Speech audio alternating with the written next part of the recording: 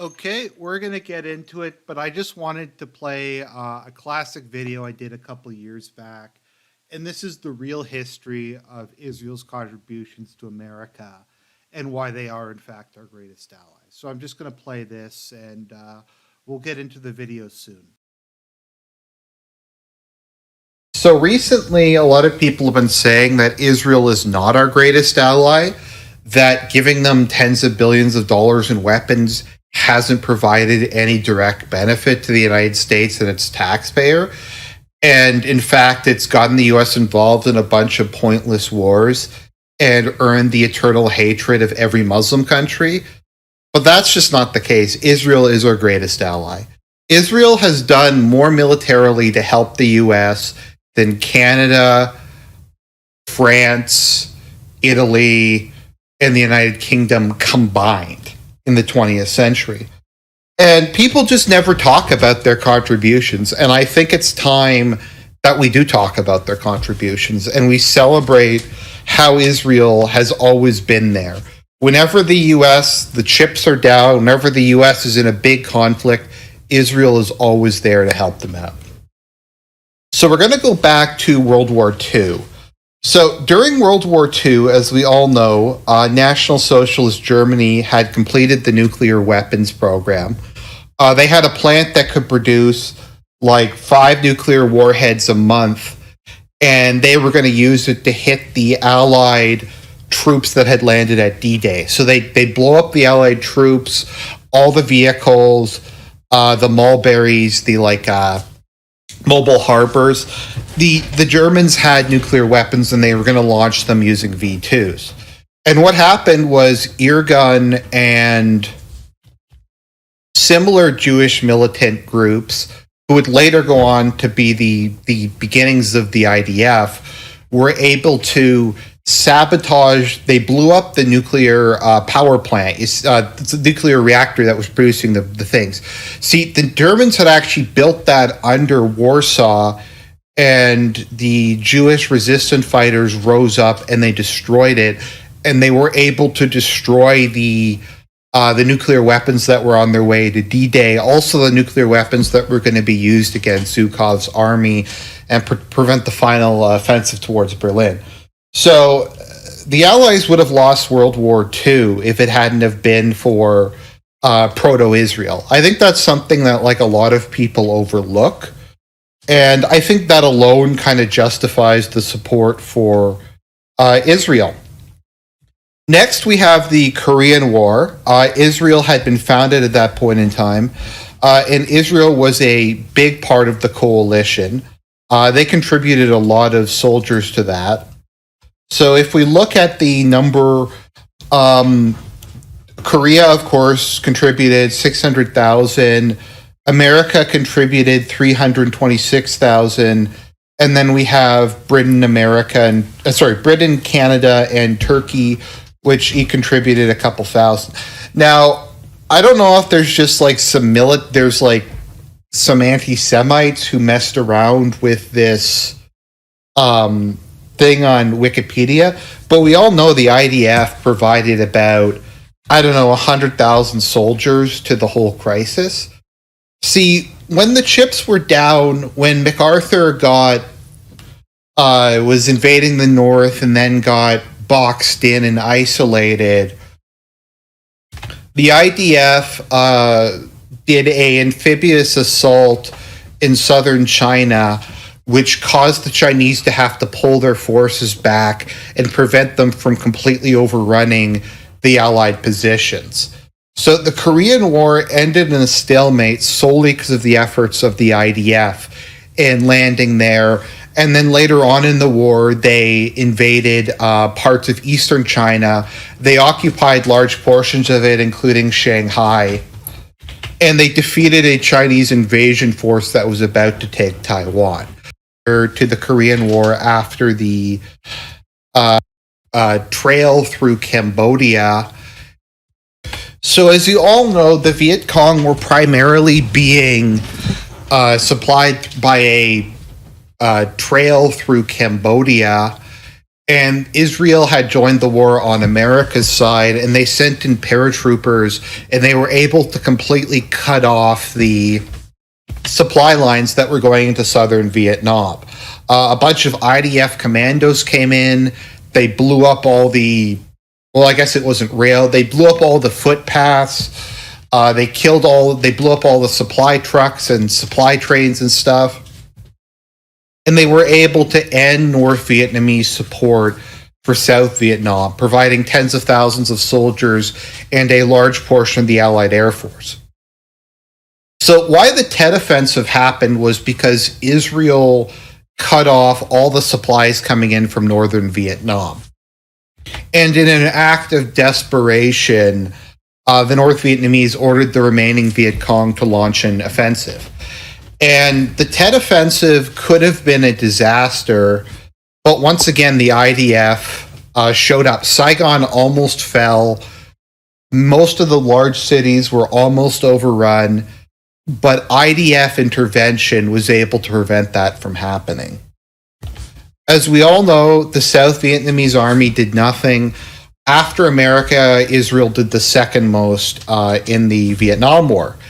And they were able to win the Vietnam War, and Vietnam is now unified under the Republic of Vietnam. And it almost became a communist country, but Israel stepped in to save it. We had the invasion of Grenada, another big victory for the Israeli-U.S. forces. The Soviet. There we go. I just was running that as a thing because someone commented on this. This video truly aged like wine, and I wanted to play it. This is what I did a couple of years back. So, hello everybody. We might go pretty hard today. Hopefully I won't get a strike on this video, but there's some things I'm pissed off about, and we're going to talk about that. We're going to make some fun about stuff.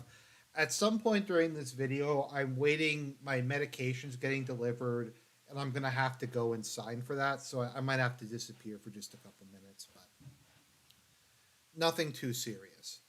So, we have a lot of insane shit. Now, I'm trying to find a source for this. The Duran talked about it. I don't know if this is real or not.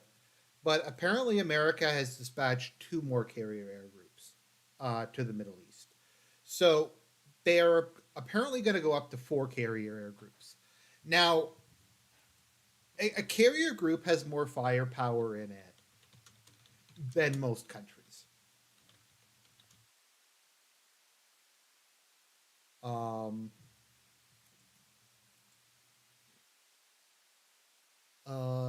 Carrier strike group has 60 to 70 aircraft. Let us look at World Air Force comparison. Largest air forces. Let's see how many air forces okay, so 2 carrier air groups are roughly, actually, maybe it's less than I thought. It's hard to know because I'd imagine the carrier air groups are like,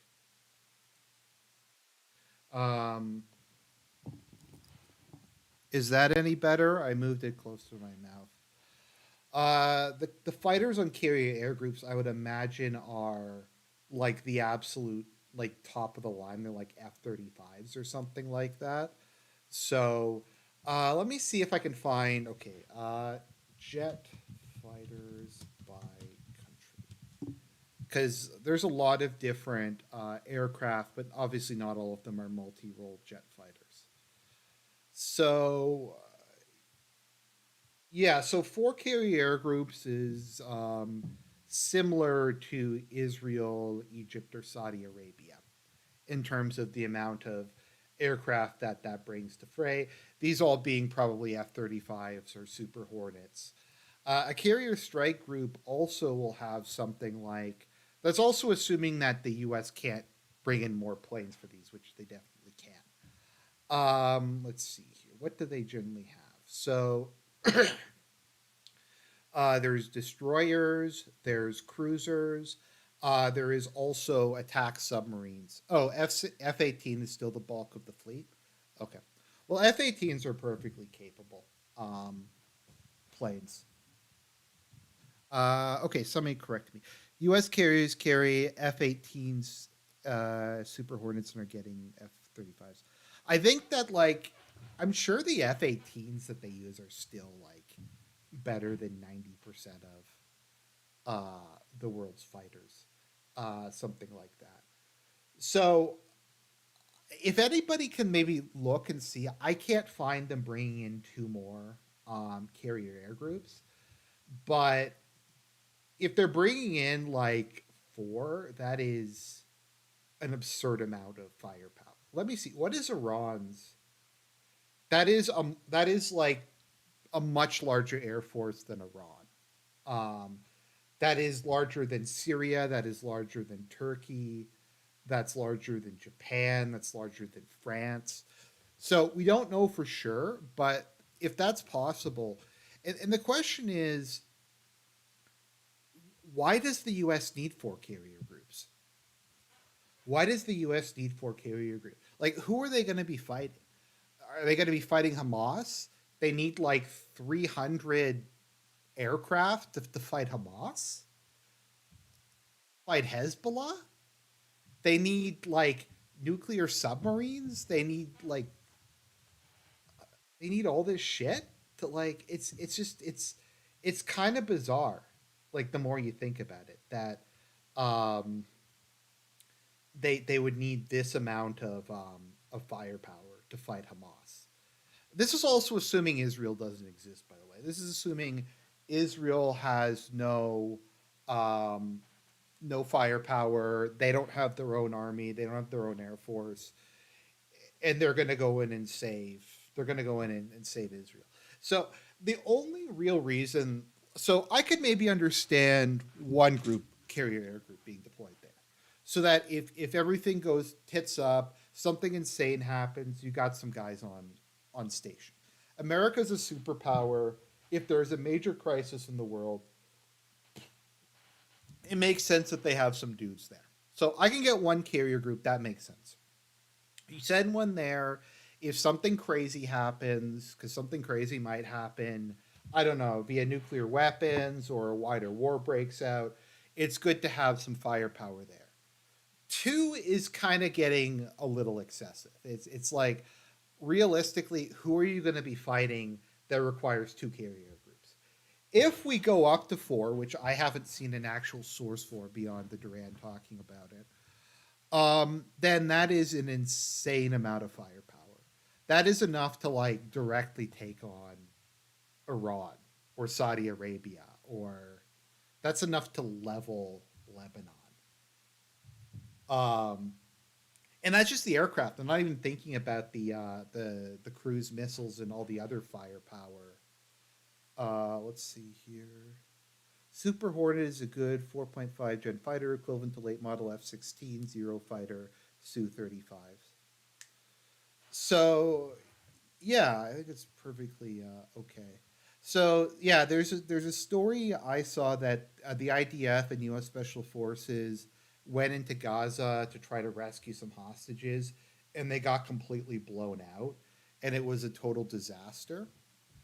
Um, but yeah, someone raises a good point in the chat. Two carrier air groups could probably stop China. Um, Although it's there's a lot of factors involved, but you get my point. My point is this is an insane amount of firepower. Once again, if anyone has a source for this, let me know. Um, we have that. So they got blown out. Um, the rhetoric, okay, so here's the worst thing that can happen. So I think, okay, so let's take a step back.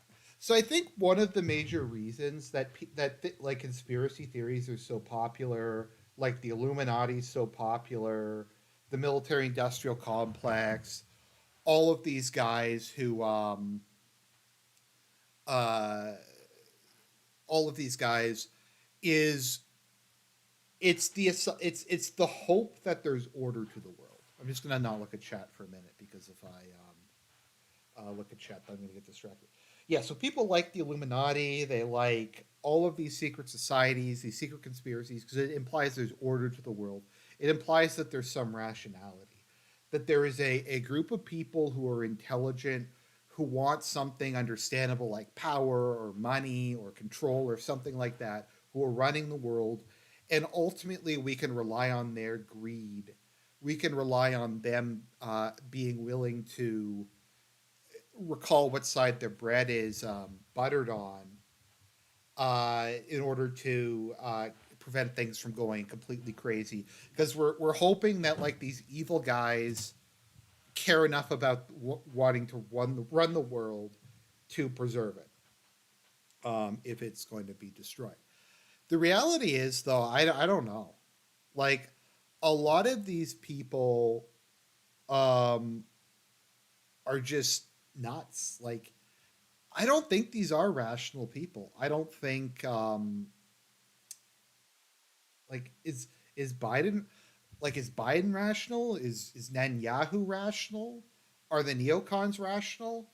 Like what? Like I'm going to be honest. Do any of these people have a plan? And I don't just mean this as like a general. Like, does Israel even know what it wants? Does Bebe know what he wants? Does Biden know what he wants? Like, does anybody have any clue like what their strategy is here? I mean, we've seen pretty much constantly from the whole thing from the U.S. for the last 30 years. They don't have a plan. There is no plan. It's like they invaded Afghanistan, they invaded Iraq. Like there was no plan. So what are they doing here? Are they just sending? They're just like, oh, we're going to send in a fuck ton of military forces to a conflict zone, and we're going to start saying we're still going to start talking shit, and we're going to talk about how like we're going to like Iran and like I don't know if you guys have seen this, but they've started saying that like hint hint there's going to be a big attack on U.S. bases throughout the Middle East, and if that happens, we're going to retaliate. And it's like you guys are going to like a, one of the most tense face-offs that could go really really bad, and you're bringing as many weapons as you can. You're hyping everybody up. You're just keep hitting the escalation button. Like, even if there is no like conspiracy here, there's no, let's say there's no conspiracy. The neocons aren't behind this. They're not trying to start World War III. It's just really fucking stupid to pull something like this, to pull a stunt like this. Like,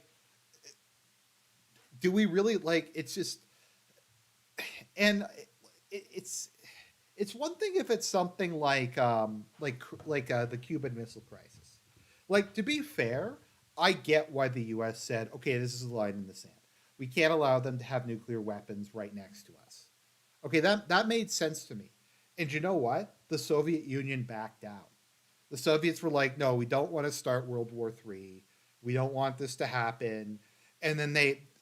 And another thing about that is that was back when people talked to each other.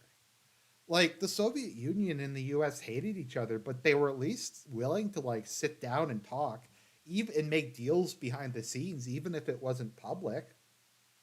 From my understanding with that, the US removed missiles from Turkey and made a pledge to never invade Cuba. So there was it was a tense, it was a crisis, but I think it actually was something that was in the US strategic interest. Neither side wanted to start the war, and they talked to their enemies and they came to an agreement. The U.S. doesn't talk to anybody anymore. Like more than that, they're actively being ghosted.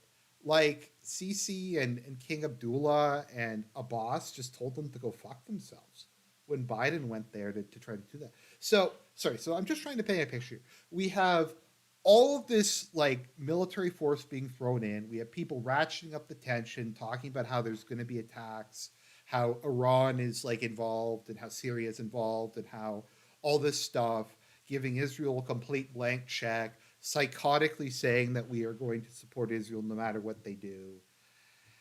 And we're not going to talk to any of the other parties in this conflict. We're not going to talk, we're not going to we're not going to talk to China. We're not going to talk to Russia. And to be fair, part of it is they don't want to talk to him because they think Biden's a snake, and they don't see any point in talking to Biden because all he's going to do is just snake them, and they'd rather just pretend he doesn't exist. Which I can kind of understand. I do think it's dangerous what they're doing too. Once again, though, and I've done a number of videos on this. Where are we in the world where people won't take the president of the United States' calls? Where Xi Jinping just says, like, tells him to go fuck off. I'm eating rice. I'm eating Mr. Noodle. Or Putin's just like, I'm drinking tea with jam in it. I don't have time. I'm busy getting a manicure. I don't have time to talk to Biden. Like, it's insane.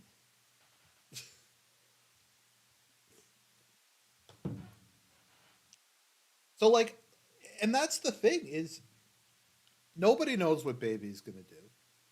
He is in an immensely okay. Let's pretend that Bebe is a rational actor. Let's pretend he's not like a psychopath or anything. He is facing down extreme pressure from both the far right and the left in Israel. This war is, from my understanding, quite unpopular with a lot of people, but the far right is like, let's go. Let's go. Let's the final solution to the Palestinian problem. Let's go full Shoah on the Palestinians. Let's wipe them out, is what's being said to him. The whole world is basically against him at this point, other than the United States. Everybody is, I think, like the UN Security Council and the General Assembly, they proposed something. Oh, okay. Well, okay, well, if my mic's quiet, let me know. And I can try to turn it up a bit. Let me see if I can there's a filter. Um, yeah, it's weird because I've tried over the years, and it seems regardless of the computer I have, the audio is always just too quiet. Um, there we go. Let me know if that's better. I think I turned it up a little bit. Uh, I don't really get what Kolzais is talking about. What was I saying before that happened? Yeah, so he's under immense pressure. Also, we just have all these other actors. We don't know what's going on. We have Hamas, we have Hezbollah, we have Syria, we have Russia, we have China. Nobody knows who any of these people are doing. So Netanyahu, he's also in a position where if Netanyahu doesn't have this war, if he gets impeached, if he gets removed from power, he's probably going to spend the rest of his life in jail, one way or another. That is the thing. The other thing is, like, who would World War III even be against? Um, the Duran was speculating about this today, and they thought that they tend to be alarmist, but they thought that the neocons are like, okay, look, Trump's probably going to win the next election. He's not. He's like the most pro-Zionist shill ever, but he's not retarded like Biden is, or at least not in the same way Biden is. And he doesn't like neocons. So this is our chance, guys. This is our chance for total war. This is our chance for total Aryan victory. We're going to just go all out now. We're going to go full balls to the wall. We're going to, yeah, go full balls to the wall. We're going to take out all of our enemies at once. It's going to be like the end of The Godfather. We're going to hit Syria. We're going to hit Hezbollah. We're going to hit Hamas. We're going to start a war with Iran. Yemen, why not? We'll attack Yemen while we're at it. Maybe we'll even go into Ukraine. We're just going to literally attack everybody. And they're that crazy. Now, I don't think that's the case, but the problem is we don't know. Nobody's at the helm in the U.S. The inmates are like running the asylum. and I don't even know if anybody's running it. And it's fucking scary. Um,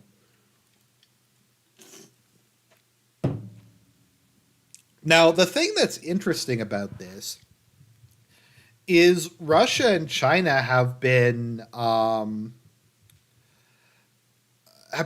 more reasonable about this. To my understanding, Putin's been calling like everybody, telling them to just calm the fuck down. Like my understanding is he called Iran and he's just like, look, guys, you got to calm down. Like, just chill out. Let's not just don't escalate. Don't let this thing go any further. And them and China are doing some of that optics that the US could learn for. And they're just trying to call for peace, de escalation. Now, as always, I don't believe anything that China says or does, but China at least has some understanding that calling for peace, calling for calm, calling for de escalation is popular. Because most people in the world don't want World War III. So the other thing that's kind of interesting, and the other thing that they're trying to kind of stoke the flames a bit, is I don't know if any of you have seen those reports. Apparently, some U.S. army bases in Iraq and Syria got attacked by some people, and the U.S. is like, I think Iran did it. I think we need to attack Iran because of this. Now, keep in mind that the U.S. is occupying Syria.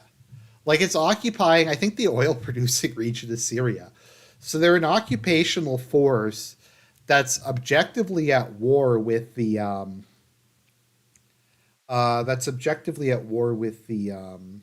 uh,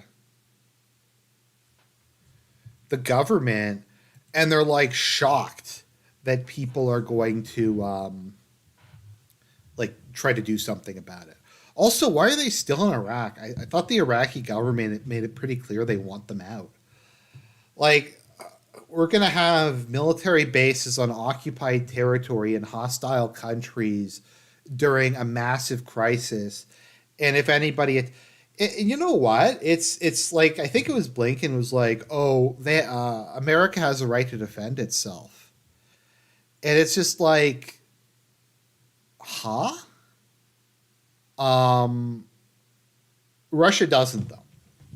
So America has the right to occupy parts of Syria, and if Syria shoots at them, then that is an offensive action by America. Russia does not have the right to occupy parts of Ukraine and shoot at the Ukrainians if they try to kick them out. That we don't have that. So I don't know. Oh, you guys didn't even know about that? Okay, let me look this up. Okay. US occupy oil region Syria. Let me see if I can find something that is semi neutral. Okay, this was from 2020. U.S. troops aim to keep oil fields from Syrian and Russian forces, securing oil fields not only from ISIS but also from the Syrian government and Russian forces. I forget if it was Victoria Nuland or it was somebody who was also saying that. Okay, where is this? Uh,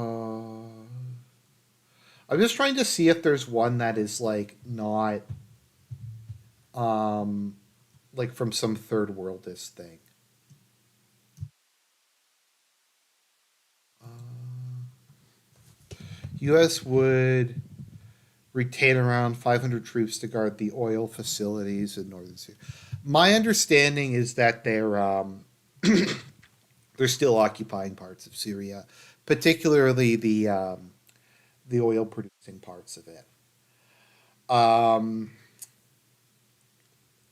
Also, keep in mind that Israel attacked Syria. I think people also like at the start of this, Israel just randomly blew up the Damascus and Aleppo airport. Like they just said, we're just gonna to blow it up. We're just gonna destroy it.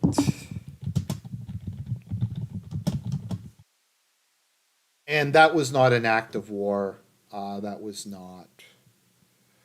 Uh,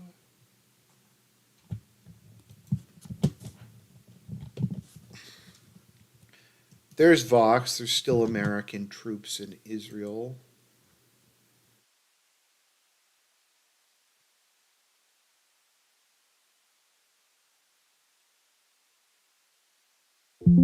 Doesn't mention it here. My understanding is that I could be wrong. I could be wrong, but that is what I've pretty consistently heard.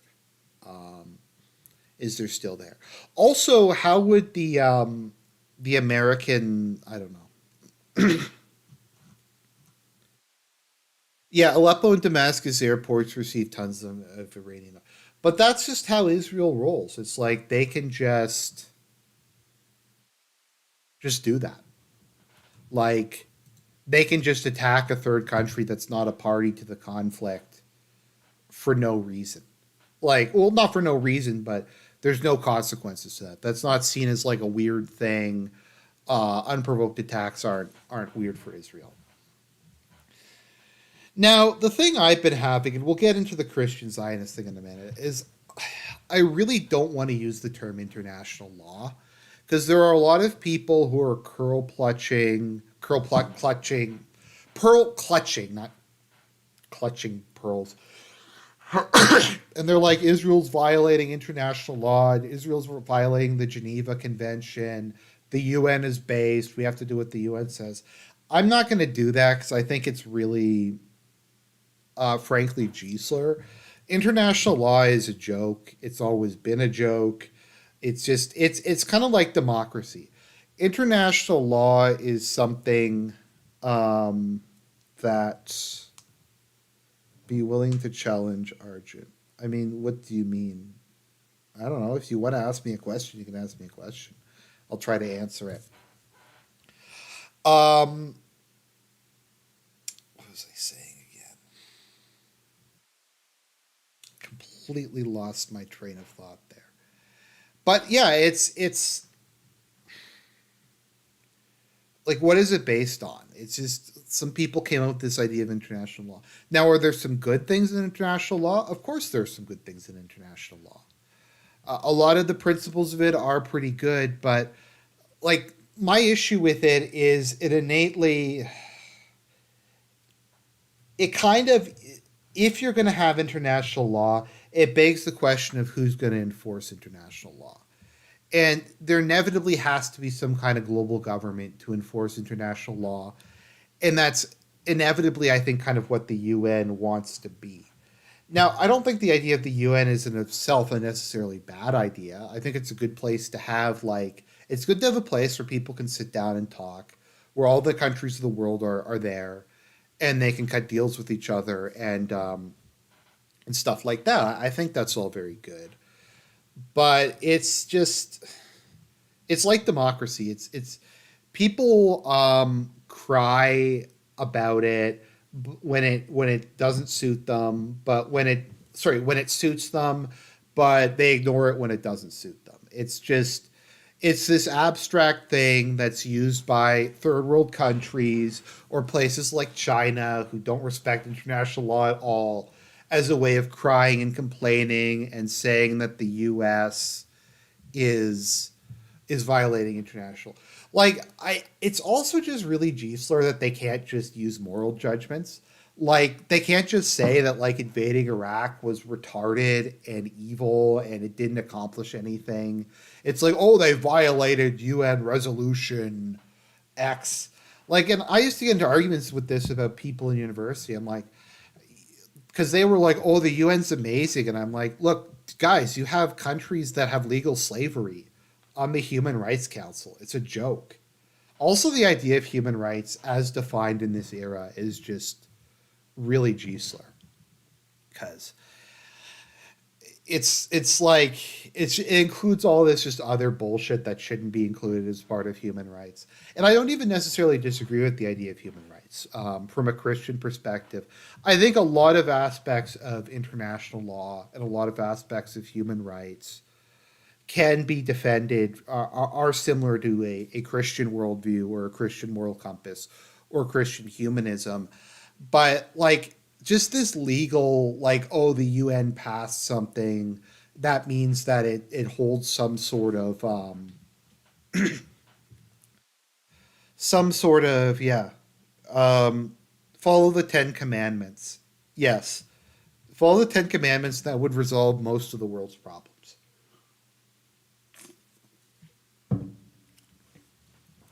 And so this brings us to Christian Zionism. And I've been watching just some of this stuff. Uh, Basic human rights are valued in most places.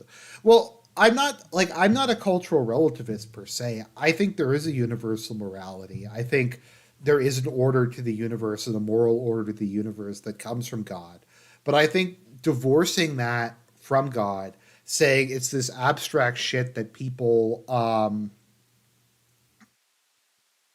like we just as an international community we just decided it and everyone has to deal with it and we have like these g-slur international courts and we had like that thing where stuff like that like later gator I don't even really disagree with you yeah the international criminal court put out an arrest warrant for Putin and the us was like cheering on but the us is not a party to the international criminal court. Okay, yes, there is the don't murder commit. Yes, thank you for correcting me. There, it is don't murder. It's not do not kill. Um, but Russia's not a party to the International Criminal Court. Ukraine isn't. America isn't. China isn't. India isn't. None of these countries are. And America's like, we support the International Criminal Court. But if they indict any American, then we're gonna like go to war over it. So, like, I do believe, and we can get to the rest of this. I do think if society does have a moral duty to provide for those less wealthy than who who are incapable of caring for themselves, who need help. I think that's something that's existed in pretty much all human societies, going back to biblical times and stuff like that. The nicest thing that you could ever say about um, a ruler is that he was kind to widows and orphans. There's always been that understanding. I think it is the duty of a society, if it is capable, to provide basics. I agree. Food, shelter, um, water, literacy, stuff like that. Um, if possible, and society has a duty to take care of the those less fortunate themselves. That's one of my big issues with I just some people in these circles. That being said, let's get to the main topic of this video. We're going to talk about Christian Zionism because I'm just fucking sick of it. And I admit I used to have tendencies in this direction. It's the result of a lot of gaslighting, a lot of like the Holocaust, the 6 million, stuff like that. But let's just take a step back. Let's take a step back and really think about this. So I always try to be fair. I know maybe some people don't think that, but I do try to say, does the other side on an issue have a point? So I think there are a lot of reasons, logical reasons to support Israel. If you want to hold to the opinion that I support human rights and Israel is relatively better on human rights, despite the stuff in Palestine, and it's a relatively freer society than a lot of the Middle East, then I get that. You can agree or disagree, but that is a like a logical opinion to take. If you think that America having a permanent ally in the Middle East that they can use in an emergency as military basing is worth everything, I think that's foolish, but I can understand that take. I can even understand it from the perspective of like war guilt, that you think that the Jews just deserve Israel, that because of all the bad stuff that happened to them, we need to support it. I can even get that. Once again, I think it's misguided. I think it's very selectively enforced. I've talked constantly about the what the Armenians have suffered, what the Assyrians have suffered, what the Copts have suffered, and no one gives a shit about them. But I get that. That is to me a logical point. The thing that I hate is the people who think that as Christians we have a religious obligation to Israel, that Israel is this sacred state, that every like not necessarily even the parts of Israel that are like legitimately holy, because like Jesus was there, but the Jewish people are holy. They're this superior life form that we have to worship, and we have a moral duty to just give Israel whatever it wants and to just suck them off and to just do everything. And you see all these people saying, "Oh, in the Bible it says you got to support Israel, and that applies to Israel today as much as it did in the Old Testament." And like, it's really gross. Like let's think about this for a moment. Let's really think about this.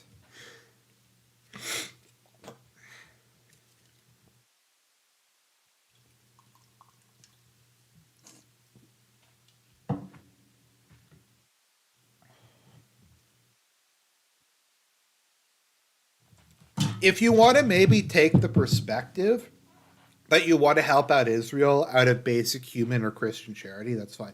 But the idea that like a fundamental part of your religion is just to do whatever the Israeli government tells you to do is just fucked. So what is the most let's just take a look at this. Let us look at the most basic statement of, let's look at the nice Apostles' Creed.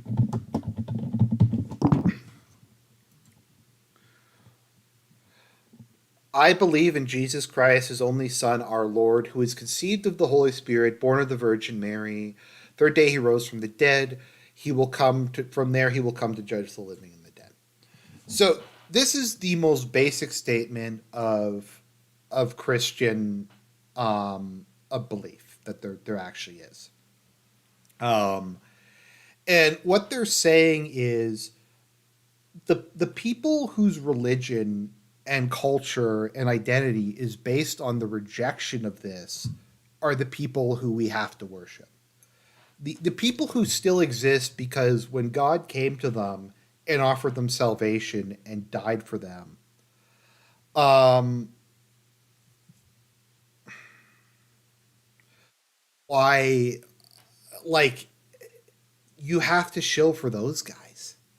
Like, why you have to go, oh, well, the people who actively reject Jesus and like their entire religion is basically based around the fact that they rejected him, those are the guys we have to worship.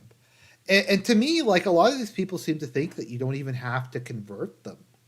I mean, if you're a Christian, baptism saves. I mean, that is the one of the single most basic principles of any Christian denomination is baptism saves. But no, the Jews don't need to be baptized. They don't need to believe in Jesus. They don't need to accept Christ. They don't need to convert. It's okay. In this one circumstance, it's okay. And not just that, it's better. They're better than us despite the fact that they reject Jesus. And it's just disgusting. Like, if you're going to have that worldview, it's my issue is just that you have all these people who are like, oh, Jesus is the center of my life. I love him. I'm a devout Christian, but I'm gonna like shill for the people who actively like reject him. Like, it's just weird to me. It's just really weird. Like, I there's reasons to support Israel. So what God is saying in the chat is it's the Jewish people are integral to the end of the world, at least in evangelical spaces. Now, some people do think that, and I have more sympathy for the people who think that reestablishing Israel is going to bring about the end times. Jesus is going to come back. The world's going to be saved and everything's going to be awesome. I have some sympathy for that. But just when you see these these F slurs who are otherwise decent, good people who go to church, who love their children, who work hard at their jobs, who are basically good, upstanding citizens, and they just start crying about Israel, and they're like, "Oh, we have to support Israel. They're God's chosen people. We have to go die for Israel. We have to do whatever they tell us to do." It's just so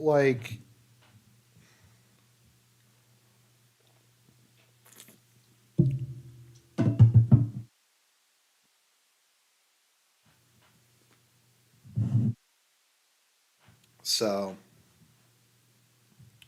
How I feel about Jews for Jesus? Well, I don't really know that much about Messianic Jews. I'm Catholic, so it's technically, but yeah.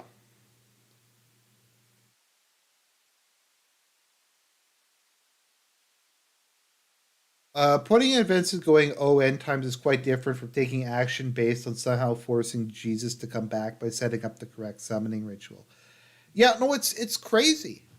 It's like it's just it's nuts. Um, it's just completely insane. Um,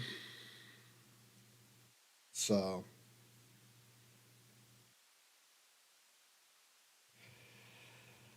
maybe I'll get kicked off of YouTube for and it like once again, I'm not talking about support for Israel per se.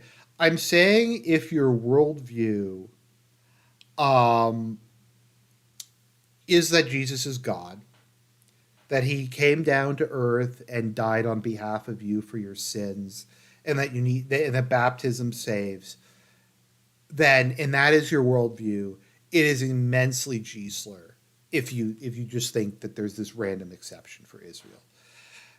I don't really I don't even see how this is really arguable. It's just I just don't like stuff that's fake. So I don't know.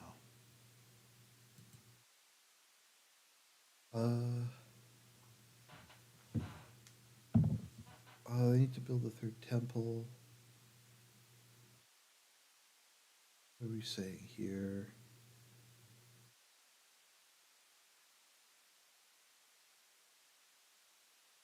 I want to mix up biblical terms with modern day polities. Does he mean polities or politics? I'm not really sure, but well,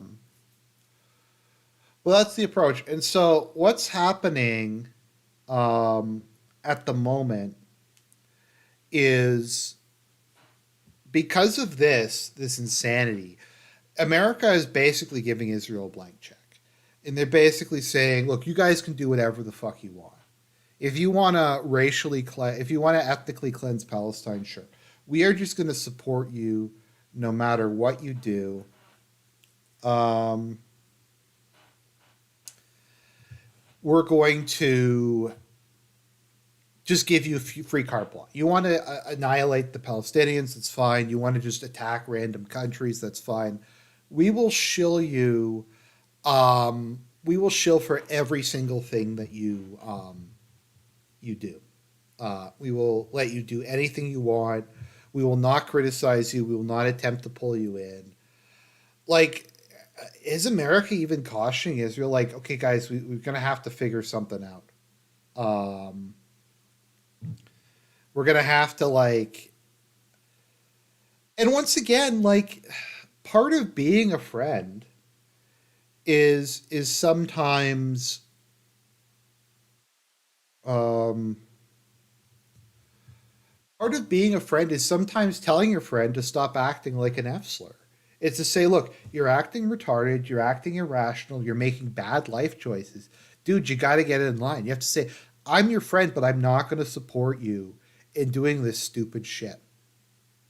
I'm not going to support you in this retardation. And it doesn't do any better. Like if your friend's a drug addict and you tell him, "Oh, just keep shooting that stuff, dude. Just keep shooting the heroin. Keep storing the coke. Um, keep just doing that stuff like that. That's not like being a friend. That's not caring about someone. Part of caring about someone is trying to keep them from destroying themselves. And sometimes you have to be really hard about it. Um, so I don't know if they're going to let the aid into Gaza. And besides that, it's to a certain extent, whatever the US's like actual policy is doesn't really matter. The impression that they have given the world, and you can say I'm right or wrong, but most of the world believes that the US has told Israel, you can do whatever you want. There's no situation in which we will stop you, we will rein you in, we will criticize you. Just go. Go and do whatever you want. You can do no wrong. And that is the perspective that the vast majority of the world has. And that is the perspective that the enablers won't stick around when you feel the brunt of the negative consequences of those life decisions as well, I've noticed. And it's hard. Loving people is hard. It's very hard. Like if you have a friend who's acting that way, and I've had friends who act that way, who have stayed in abusive relationships or done drugs or have like other poor life decisions. It's hard to like to sit down and tell them, but you kind of have to. Now I've seen some people, and I'm gonna like who have said, "Oh, this is America's fault because is no, it's not Israel's fault. It's America's fault because Israel's a spoiled child who is lashing out um, because America spoiled them, and it's not Israel's fault." Um, okay, so later, Gator, I'm just gonna say this: it's whether or not you think Christ claim to be God or not is irrelevant. My point is within the worldview of these people, of Christian Zionism, he is God. And within the worldview of the people who are Christian Zionists, baptism does save. And they're acting, and they act in a way that directly um, contradicts their worldview. That is my issue. That is my like big issue with it. I think that's fair. I think it's fair to judge people by their own standards. Um, to be honest, later Gator says this is BB's fault. It probably is, but and so this brings us to the question of what happens now. Like I said, I don't know if there's going to be World War III. I don't know if there's going to be like what's going to happen, but like the U.S. is behaving erratically and irresponsibly. Um, Hamas and Hezbollah and Iraq and to a certain extent Iran are all poking the bear. They're tossing oil on the fire. They're doing stuff. They're doing G-slur ops behind the scenes, and I can kind of understand it. They're trying to support their allies, but they're not helping the situation. America's not helping the situation. For it seems like Russia and China are the only like adults in the room on this one. Like I said, I think that they like are doing this out of the goodness of their heart. No, but I think they like once again they're like it's better optics if we're like guys we should stop this. Um, Maybe we shouldn't have World War III. They think that that's good optics instead of sending four carrier air groups to the Middle East, yelling about how you're going to attack Iran if anything happens. It's just fucking stupid. So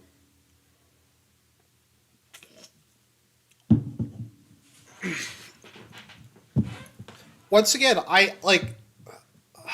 don't think that that is a I don't think that that is that unreasonable a take. Do I know if America is trying to start a total war with the Middle East? I don't know. That seems unlikely to me. I think the neocons are crazy. I don't think they have that much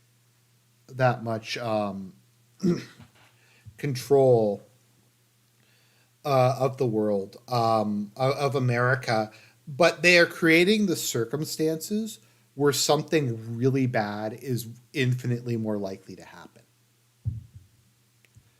And that I think is the situation that we have to keep in mind is that they are creating a situation that has made it incomparably more likely that some more insane that stuff is going to happen. Like I don't once again I don't think that's an unreasonable take. Once again, like we can get back to the whole like okay, Hamas attacked Israel, but like when we get into the whole Israel Palestine, we have to go back to like 1948, and we have to go back further, and it's just really long. And I get that Israel wants to maul them the way that they got mauled by Hamas, but actions have consequences. Hamas's actions definitely had consequences. If Israel wants to take this opportunity to just carpet bomb Gaza, to just do the final solution to the Palestinian question, regardless of whether they think that they're right or they think that they're wrong, and whether or not they're right or wrong, to the international community, to the world, it looks really bad. It looks really bad, and people don't want it. Um, yeah, like God, you're right. It's and this is like people have called me a China shill, people have called me a Russia shill. I'm not even anti-America. I just want like the U.S. to sit down with these people. Um, like, why can't the U.S. just sit down and talk to these people and go, okay, what is it that you guys want? Here's what we want. Let's try to at least have some dialogue. But they don't. It's this whole like we can't talk to. If you talk to your enemies, they win. Like you can still fire missiles later, but you might as well sit down and see if you can come up with something. No one's talking to each other. Well, no, people are talking to each other. It's just not Israel and it's not America. One side of it is not talking to the other side. And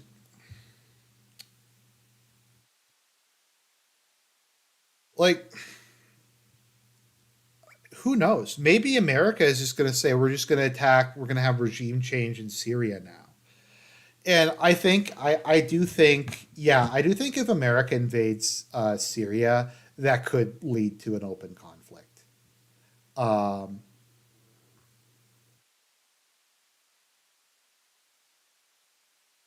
Yeah, insane State Department and Pentagon, insane Congress. Like, and I was talking about this with BRICS. I'm like, look, I'm not the biggest BRICS fan, but you have like all these. You had like the this international conference um, at St. Petersburg where like dozens of African leaders came. Putin talked to them. They signed all kinds of trade deals. They signed all kinds of treaties and friendship agreements and stuff like that. China's making all these deals for the One Belt One Road initiative. It's like why isn't America making these deals? Why isn't America cutting deals with Africa? Like I'm not saying like obviously I don't want immigration from there, but you can do business with them. If you do business with people, they tend to like you more. Um, it's kind of a win-win. Uh, no, and like it's the same problem in Ukraine. Like Zelensky is delusional. They're gonna keep increasing the conscription age. I heard someone talk about lowering the conscription age to like 16 or something and raising it to like 70 or just something insane. Like it's Zelensky like regardless of how you feel about it, um it's lost at this point in time. They're gonna have to come to some sort of negotiated settlement. They're gonna have to surrender and just I guess hope that that Russia has mercy on them.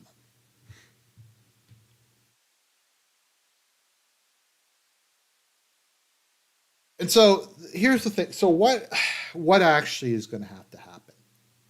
Because I'm going to be honest, I think that the two-state solution is just like a fantasy. I don't really get how it would even work. Cuz remember the last time we tried to create a country that had like that was two exclaves separated from each other. Anybody remember that? Oh yeah, that was Pakistan. No, no, no, no, no. Sorry, sorry, no, sorry. No, you misunderstood. What I said is Russia has every couple of years or every year a conference where they invite a whole bunch of African leaders. They have a bunch of meetings. They hammer out some trade deals. They sign some treaties. They make some joint statements. Um, and Russia's been trying to trade more with the global South since he got that. So it made him a lot more popular in Africa because he was seen as a reasonable guy who they could do business with, and it helps Russia's economy.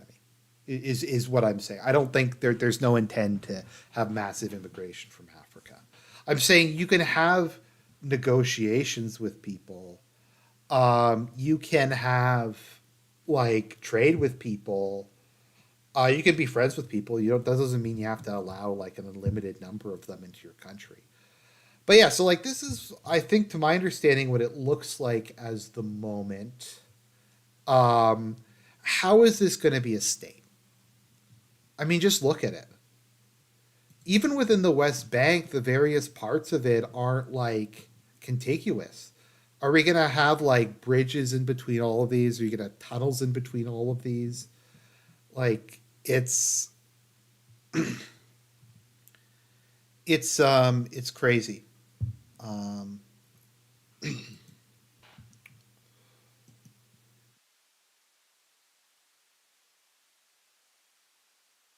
no, I'm just yeah. America needs to stop pushing global homo. Yeah, it's true. Like I'm not in favor of African immigration. I'm just saying, like, if you treated some of these people like adults and you sat down with them and said, look, we're gonna just we just want to do business. We want to buy your stuff. We want to sell you stuff, um, and stuff like that.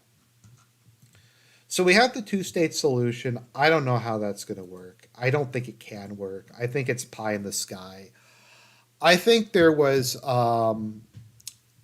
uh, I had thought often that there should be a three-state solution. The three-state solution would be the West Bank becomes one Arab state, the Gaza Strip becomes another. But I just don't think there's any way to make a Palestinian state work, and I think it's kind of delusional to think that there is one. It sounds nice to have a Palestinian state and an Israeli state. The problem is, and I understand why Israel doesn't want to accept it, because Israel has no strategic depth. If they were to go with this two-state solution, um,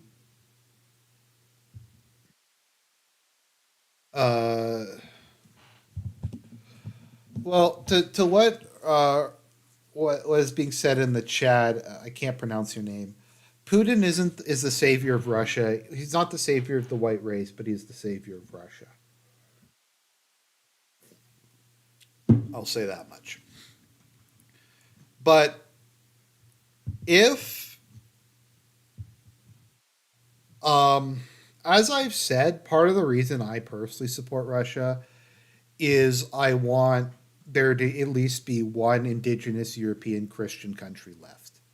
As flawed as Russia is, and I gotta be honest, I was wrong about it. A lot of these social things have gotten a lot better. Like alcoholism's gotten better, murder rates gotten better, abortion's gotten better, crime's gotten better under Putin. It actually has improved a lot. But regardless of all its faults, I just want at least one indigenous European Christian country to survive in one form or another. And at the moment, Russia seems like the most likely one. I mean, Russia is multi ethnic, but it's what, like 85% Russian? So, anyways, I'm getting off topic because people are talking about Putin. So, if Israel was to do it, and let's say that they were to go to the, let me see, where is the Israel?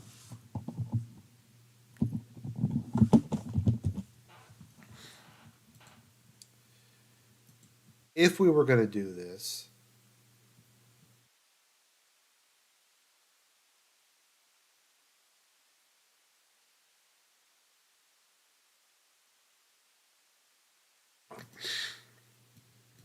Yeah, here we go. Here we go. This is what I was looking for.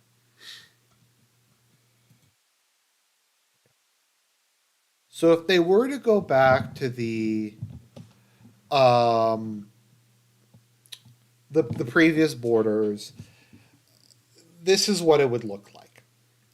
Israel has no strategic depth to begin with.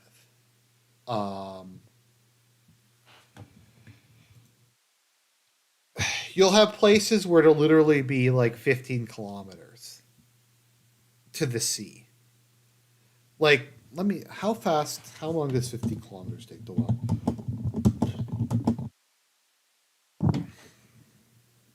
3 hours. So there will be spots where like troops can literally march 3 hours to the ocean.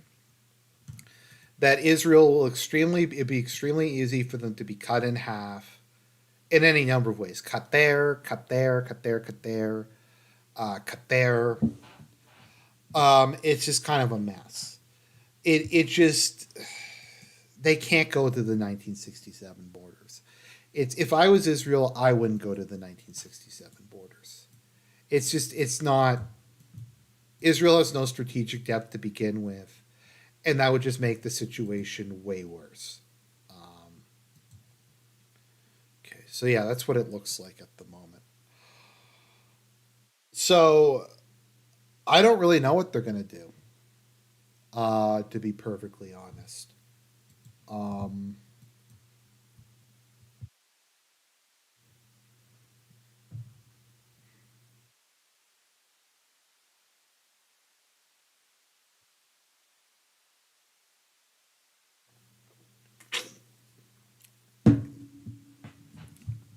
so I honestly think it is going to just have to be total victory of one side or another. It's either going to have to be the destruction of Israel, or they're just going to have to annex at least the entirety of the West Bank. Because I think the West Bank is just too much of border gore at the moment, and there's really nothing that can be done to create a Palestinian state out of it.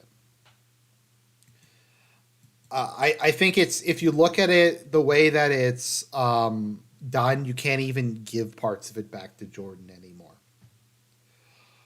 Um, Gaza is another matter because I think it's fairly homogeneously um, Palestinian. Honestly, Gaza should probably just be re-annexed by Egypt, and the West Bank they should probably just send them to Jordan. Because like at this point, I don't know how else to really resolve it other than just kicking them out of the West Bank. Because I get Israel does not want to sacrifice strategic depth because it has none, and make the situation incomparably worse by having this giant tumor in the middle of its middle of its territory.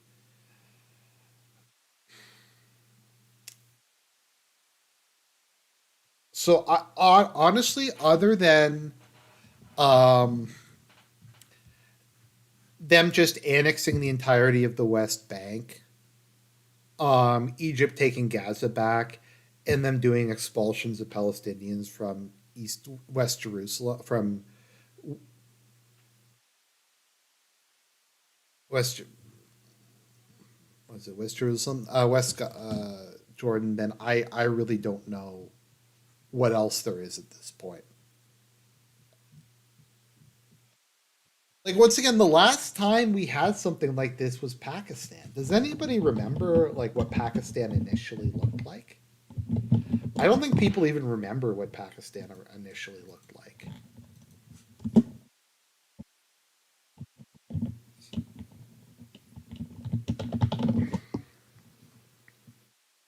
Okay, so people sometimes forget about this, but Pakistan was initially included Bangladesh.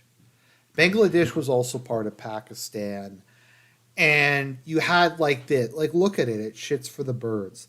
They somehow thought that this was viable to have like it divided like this. And what wound up happening is the West Pakistanis decided that the East Pakistan that the Bangladeshis were subhuman and tried to exterminate them.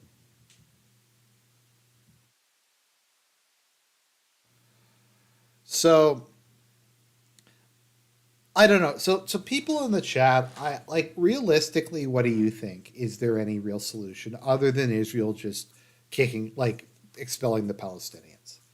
Honestly, that's the only realistic solution I could see at this point. And I say this as someone who doesn't like Israel, who wants Israel to lose the current conflict, but that's the only from a purely like logical pragmatic perspective, I cannot see another solution other than just kicking out the Palestinians. I don't know.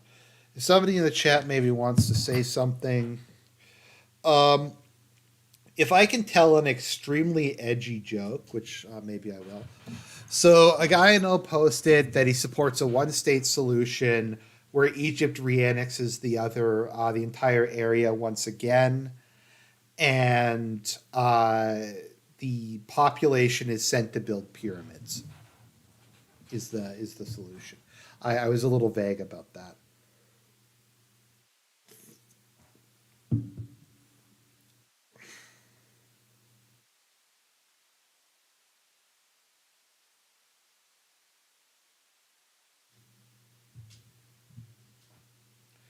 I didn't come up with that. That was something a friend of mine came up with. He's like, just get the Israelis to build pyramids again. And I'm like, whoa, dude, careful to cut yourself on that edge. It's funny though. It is funny. It's just such an absurd thing. Sir, if we can do a slight digression on that topic, something I really hate, and I might do a separate video on this, is how like political correctness and wokeness and all that stuff has made not being an asshole into a like makes you a cuck. Like if you try to treat people with like decency and respect and like not be an asshole, it makes you feel dirty. Like I deal there's a number of people out there's some people at my work who are deaf, and I always try to be very respectful to them, like to be patient with them. I can't sign obviously, so I write things down or otherwise try to communicate with them, and I respect them, and I get that like they have their cross to bear. I have my cross to bear. We all do. The fact that they have a disability is no excuse for me to treat them poorly. Um, but we get into this whole thing where it's like, oh, disabled people are part of like the G Slur coalition that's trying to take your kids away and all this other stuff. And it makes me trying to be nice to them, like feel like I'm doing something dirty or wrong when it's not. Um, but it's like that for a lot of things. Like not yelling like racial slurs at people, not like let's say you're against immigration and some immigrant from I don't know Nigeria's store gets robbed. If you're like no, thou shall not steal. You don't want them in your country, but you think it's wrong to steal from them. Um, that makes you like you feel like a cuck for saying that, and it's just it feels bad because you want to try to be a decent human. You want to try to treat people with like a certain degree of respect, but you just can't do it. Um, I don't understand why the T are in the alphabet, people. Which T do you mean, trannies or I don't know? But it's just I don't know. It just hurts me because I've always been because I've had issues myself. I have a learning disability and I have bipolar. I'm not as disabled as I'm not like disabled as someone like who can't walk or can't hear or can't see or something like that. But I get it that there are things in life that just make it a lot harder. And I hate the fact that like I feel that being sympathetic to these people and trying to be respectful to them makes me feel like I'm supporting Yesslers who want to take your kids away.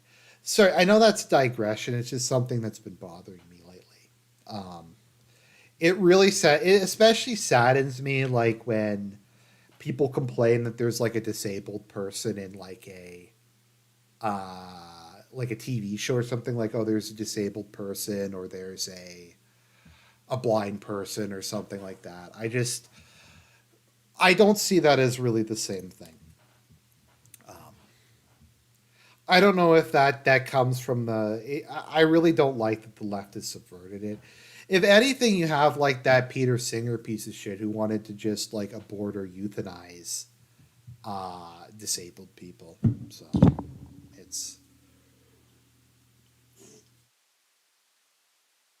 but I know that was completely off topic. Oh, by the way, guys, I'm gonna go see Five Nights at Freddy's tomorrow, and we'll get like an autistic review of me wandering around a Winnipeg parking lot talking about Five Nights at Freddy's and how it's based or whatever. I've never actually played. I think I played Five Nights at Freddy's once. It's just not really my thing. I don't like jump scares, and I don't. I find horror games where you don't have a weapon are just too intense for me. Maybe that's a weird thing to say, but like I found Outlast was just too intense for me to play. A lot of games like that, I really just kind of make me go nervous or freak me out. Yeah, I'm gonna go see Five Nights at Freddy's.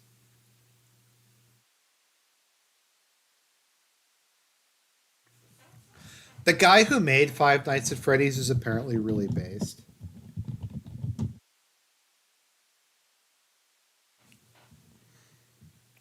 Based. My kids are unironically hyped for that, so it's a family plan for tomorrow. Oh, I didn't know I had kids, Cornhorn. Congratulations. I hope your kids enjoy it. It should be fun. A friend of mine went to see it and he liked it a lot. Let's see, Scott Cawthorn. What was it that he said again? Yeah, I think a lot of people shit on him for being. Yeah, announced he would be creating a game specifically for St. Jude's Children's Research Hospital. Let's see here.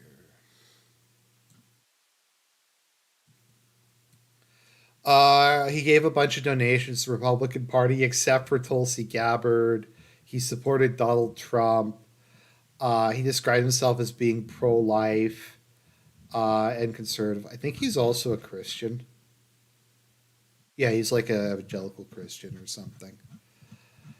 It's like once again, like half of America supports Trump. It's so stupid. Um, uh, it's like it's a fringe position to support Trump when he like almost he got like half of it. Did you say the knockoff with Nick Cage? There's a Five Night at Freddy's with Nick Cage, but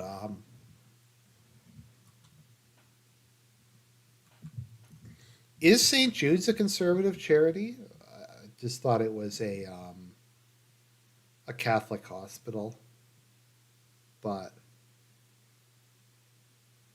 so I saw a lot of people I think shit on him.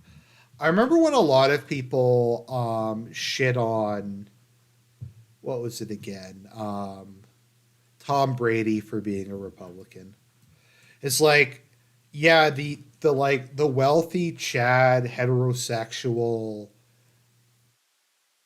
high tea guy is a Republican. White high tea guy is a Republican. That's a shocker. That is a shocker. But no, like I don't really know anything about Five Nights at Freddy's. I just know it's popular and a lot of people seem to like it. So yeah, I'll go see it. It should be a fun little movie to watch. Should just be kind of maybe. Hopefully, it'll just be some entertainment. Hopefully, it'll just be a like a fun time at the movies. It'll be somewhere in between a kids movie and a horror movie. Just some fun. Chris Columbus. Did Chris Columbus do it? No, Emma Temmie. Who is that? Um, insane, weirdly terrifying, and weirdly adorable movie. Let's see what it's gotten on Rotten Tomatoes.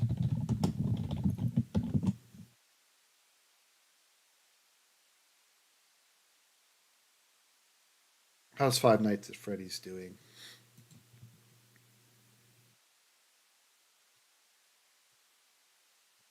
Let's see. Actually, you know what? Let's look at their best horror movies. We're just gonna do like a completely like random thing. We're gonna go from Israel to horror movies because that's the way this channel goes.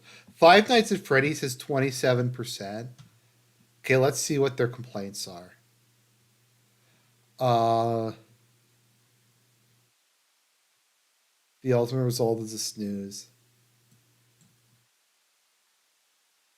Uh,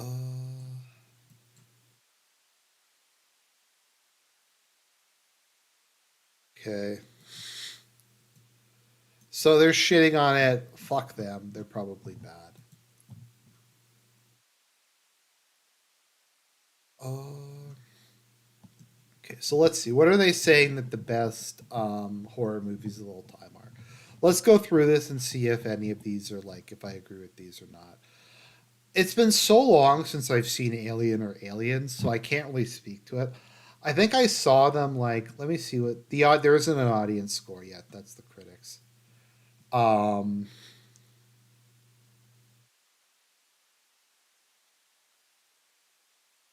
I've never seen Let the Right One In. Um,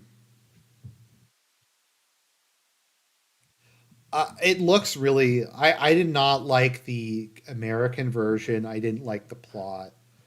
I haven't seen Aliens in a long time. Is Jaws a horror movie? I guess you could say Jaws is a horror movie. I don't know if I necessarily agree with that. It's more of a thriller or even a monster movie. But yeah, Jaws is one of my all-time favorite films. That's fine. That's good. That belongs here. Silence of the Lambs. Once again, is that really a horror movie? It's more of a thriller. I understand that the difference between thriller, dark fantasy, horror, supernatural, and that stuff is all kind of vague. Yeah, Silence of the Lambs, great movie. Get Out, it's just here for the I don't know. I watched a little bit about of it. I didn't really like it. I just feel like it's here for affirmative action because black man directed it. Nope was one of the worst movies I've ever seen. Nope was fucking atrocious. It's so bad. Psycho. It's been a long time since I've watched Psycho. You know what? I the funny thing is I've never watched Psycho, but I read the book Psycho. One Cut of the Dead. I've never heard of this before. King Kong. It's just a nostalgia pick. A Quiet Place. 100% agree. A Quiet Place is an amazing movie. Absolutely loved it.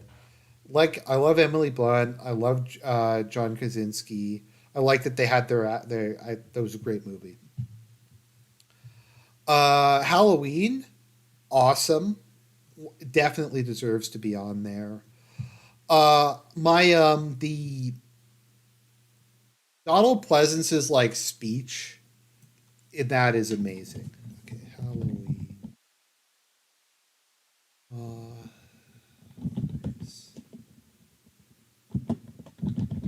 let me see if I can find the clip.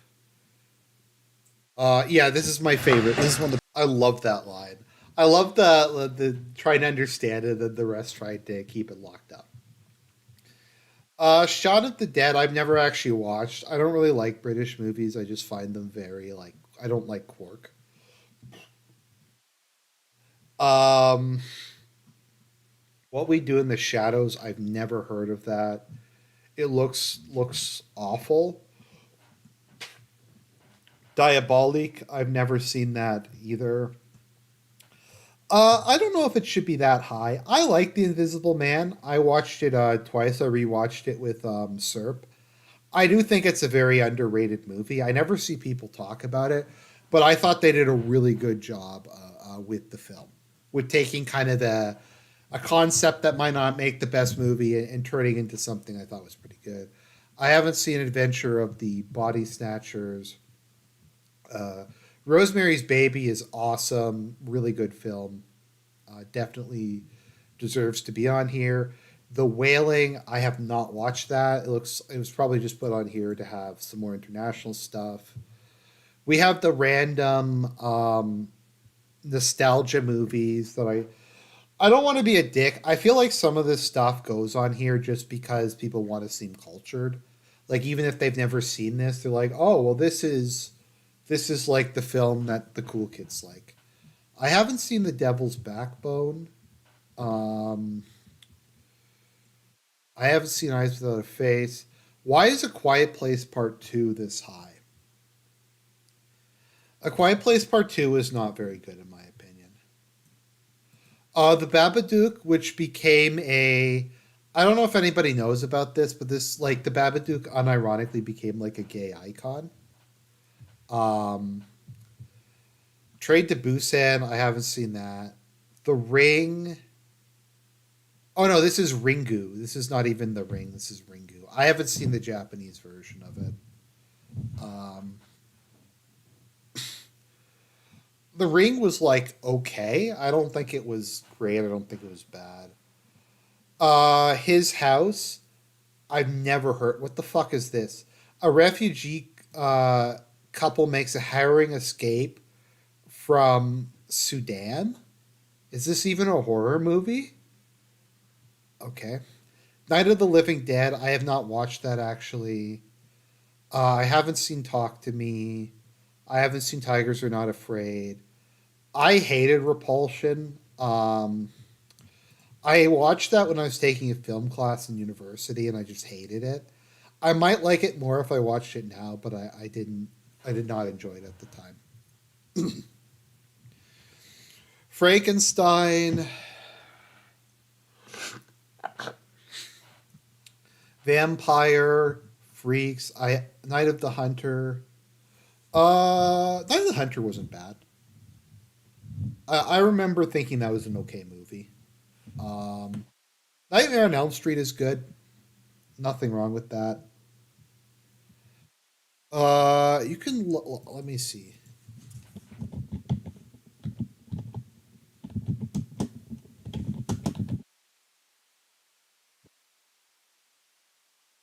Uh,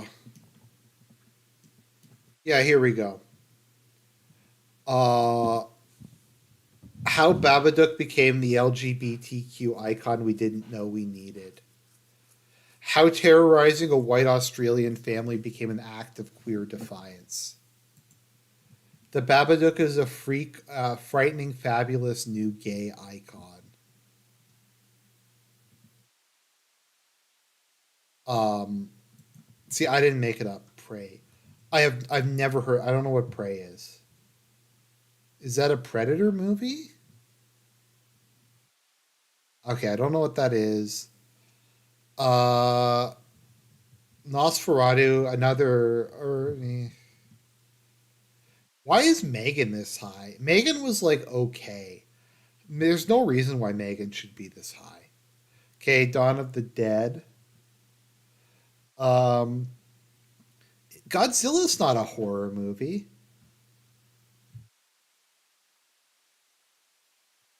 How is Godzilla a horror movie? Okay, I've never heard of Peeping Tom. A girl who walks alone at night that looks like another affirmative action pick. Reanimator I haven't actually seen. I haven't seen The Fly. I haven't seen Suspiria. I haven't seen Pearl. I hated Zombieland because it was Quark. Um, the Birds was like okay. I don't think it was like Hitchcock's best, but it was like passable. The Innocents, I have no idea what that is. I've never seen that. Never seen that. Never seen that. I haven't seen Misery. I thought Cabin in the Woods was hot garbage. I hated that movie. It's just like it's just Quark. I don't like Quark. I don't like Josh Whedon. It's just bad. The amusement park, like it. The fact that It Follows is number 60 on this list, I think says something. It Follows is better than like 80% of the movies above it. Like, so we're supposed to believe, according to this, that It Follows is worse, is not as good as His House or The Babadook. Like that, The Babadook and Quiet Place Part Two is better than It Follows. I don't know. Dracula.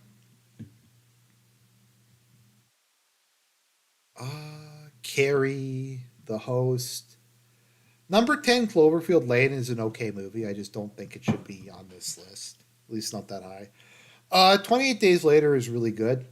Um, Good zombie movie. I haven't seen Don't Look Now. I haven't seen Thelma. Haven't seen like most of these. Okay, Barbarian was good. I think I gave that a really good review. That was a good movie. Uh, if the movies above it were better, then yeah, I'd say that's okay. Us is of course on here just because Jordan Peele made it. It's better than it's better than Nope, but it's not like great. Yeah, 28 Days Later is good. Upgrade was okay. It wasn't bad. American Werewolf in London I haven't seen. Ready or Not was pretty good. It was okay. I just like Samara Weaving. I'm gonna be honest. You know what? Why isn't the babysitter been here so far? Speaking of Samara Weaving, like the first babysitter movie, I thought was legitimately really good. The second one is like one of the worst movies I've ever seen, but the first babysitter was awesome. It had the like I'm not mad, bro. The Lighthouse is a horror movie. I thought it was a dark comedy. I thought it sucked. Eraserhead, I thought that wasn't very. I didn't like Eraserhead. Green Room just sounds. I think wasn't that like some like anti-white nationalist thing. I haven't seen Beast. I haven't seen Hereditary. I thought was not very good. I know a lot of people liked it. I didn't like it. I didn't like Drag Me to Hell. I thought was not very good. The Wicker Man. I need to watch the that. I haven't watched Dead Alive. Let Me In. I thought was awful. Don't Breathe was a good movie. I like Don't Breathe. Uh, The Conjuring was okay, but it spawned just this awful franchise that just goes on forever. Um, I don't know what The Cat People is. I don't know what Horror of Dracula is. The Blackening. Gri- Grindhouse is a horror movie, I guess. The Thing. I like how The Thing is like 102. Like that's this low. The Shining is 104. Okay. Okay, like we're actually had like okay, so we actually have a stream of movies that I consider to be pretty good. Um, The Shining's a good movie. Bone Tomahawk is amazing. If you haven't seen Bone Tomahawk, go watch Bone Tomahawk. Bone Tomahawk is based. Um, okay, Bone Tomahawk is awesome. The Descent is an underrated movie. I actually think The Descent is a really good horror movie. Um, I would recommend. It should be higher on this list. Mandy, Duel, The Wolfman. I haven't actually seen Poltergeist. I thought The Endless was a pretty good movie. Um,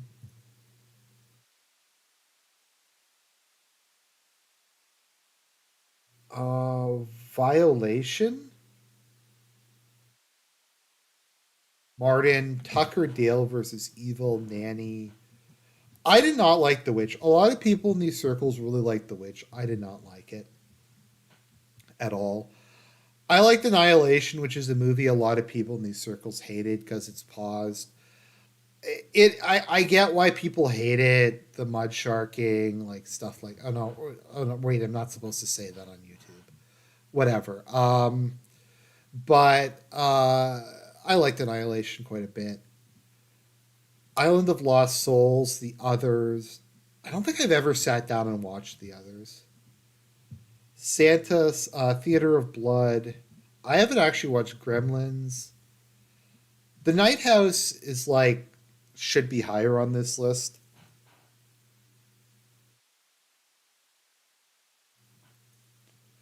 Yeah, Pontypool should be on this list.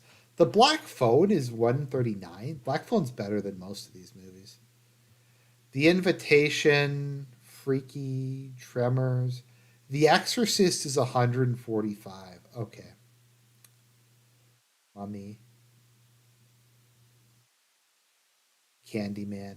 This movie was so fucking bad. That movie was absolutely horrendous. Audition, Piggy, Dead Ringers, Nope. They literally put Nope on this list. They put fucking Nope on this list. Nope was like a movie that I almost couldn't get through. Abstract and I were watching it, and we were just like basically like almost we were almost like killing ourselves by the end of it. That Nope is so bad. Doctor Sleep was like aggressively mediocre. The Omen. The Omen is 161. Okay, guys. Yeah, The Omen is definitely not as good as Nope. Nope is definitely better than The Omen. The Conjuring 2, better watch out. Scream is number 168. Yeah. Yeah. Predator, Good Night Mommy, Fright Night. Midsummer is way better than most things on this list. It's some other fucking Quark film. Wow, this list is awful. Split. The only like actually a pretty good one. Oh no, it's awful. The new Candyman is unwatchable. Um, Smile was not like the worst thing I've ever seen. It's kind of generic. Um, Videodrome is batshit crazy. I actually don't. Videodrome is like insane. So yeah, it belongs on this list. Bones and All the Lost Boys, Dawn of the Dead, Bram Stoker's Dracula. I don't think it's that bad. I think it belongs higher on this list, to be honest.